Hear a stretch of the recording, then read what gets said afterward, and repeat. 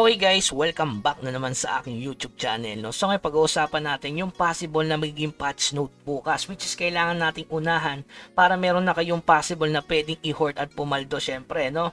So malapit na rin kasi mag 0.75 yung ating token. So easy, 3,700 pesos na naman yan mga bossing. So ano ba yung possible na update bukas? Syempre unang-una dyan na sureball ako, syempre yung drop event. Matik naman talaga guys, diba? Kapag drop event, ayan o.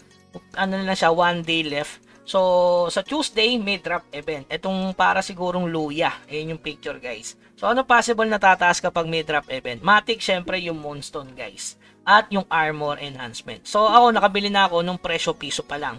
So, nakaipon na ako ng 300 pieces lang. At least, kahit pa paano, tumataas lang naman to hanggang 4 siguro or 3. Depende. Since meron kasi ngayong Crusade, no?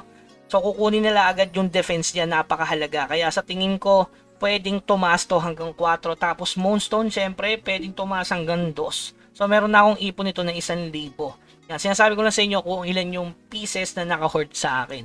Pero hindi mo kailangan bumili kung hindi ka sigurado. Pero sa akin, sa Tuesday, sureball yun na magkakaroon ng drop event. Matik naman talaga kapag pawala na yung sa event, no? Tsaka 250 days na halos ni Nightcrow. Okay, so yung pangalawa natin yung tinatawag na Awakening. Ito, matagal ko na itong na-content. Kung gusto nyo makita yung full info, pwede kayong mag-click dyan sa link sa baba. So, na-content ko na siya. Ano possible na pwedeng tumaas doon? Yan, Golden Weighing Scale, Hardwing Knife, Procentier, Morion, syempre Alluvial. So, ilan ba yung kailangan nito per kuya? 6,000 pieces, guys, para sa sureball na ma-awakes nila yung artifact nila na Knight of Jewel. Which is, ang ganda kasi nabigay nito no?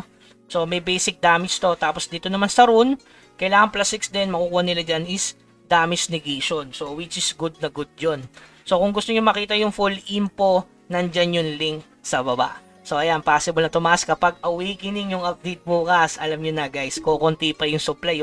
Kung ita-times nyo sa 100 yan, 22,000. Ano sabi ko? 6,000 ang kailangan nila dyan. O palagyan natin 4,000 kung maswerte pa sila.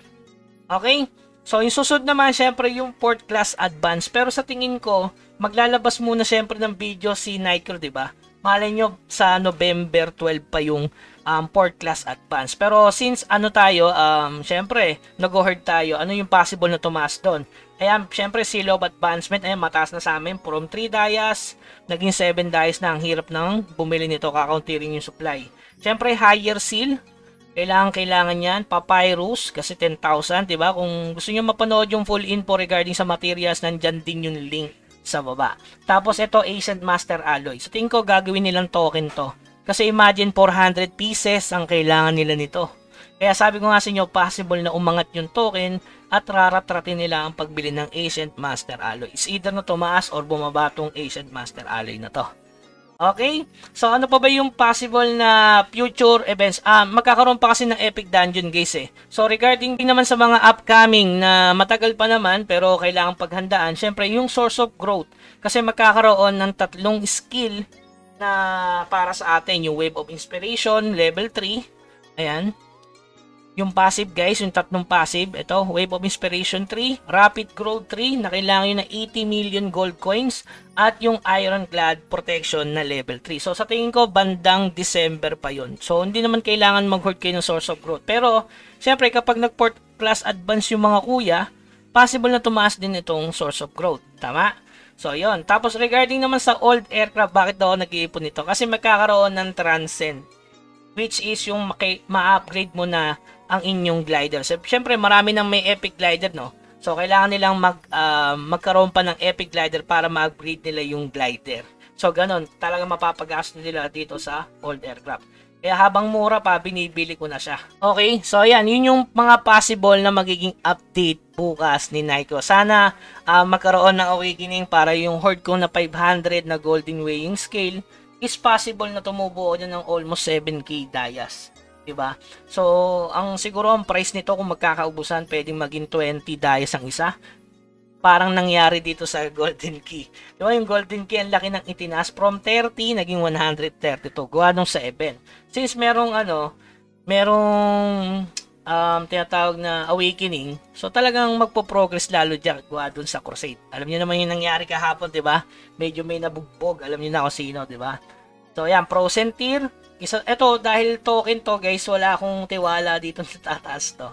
Pero yung carving knife, golden weighing scale yan. Possible check yan. At saka syempre yung alluvial. Kasi kapag crusade, tumataas siya ng 7 to 8 dayas. Kaya hindi na to bababa. Kailangan na talaga nito lalo na sa mga nagko-compete. Regarding naman sa Asian Papyrus, siguro tataas kasi mura lang naman to sa token.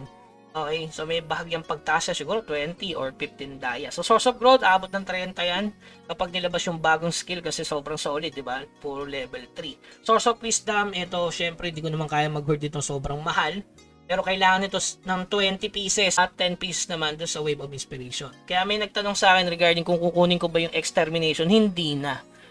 Siguro sooner or later, unahin ko muna yung Wave of Inspiration pick, which is matagal pa naman. Okay, marami din nagtatanong kailan ba ako mag-third advance. Ay, sagutin na natin dito. Siyempre, tansya ko dito ay November 18. No, November 18. Kasi may dice naman tayo. Pwede tayong bumili ng Seal of Advancement at more yun. Pero hindi ko pa rin siya irarush. Try nating i-grind pa rin ng manually. Okay? So, yun lamang guys. Keep grinding. Huwag kalimutan mag-subscribe sa ating channel at i-like tong video na to. At i-share nyo na rin sa iba para makapagpaldo na rin sila. Okay? So, yun lamang guys. Keep grinding. Hanggang sa muli. Paalam.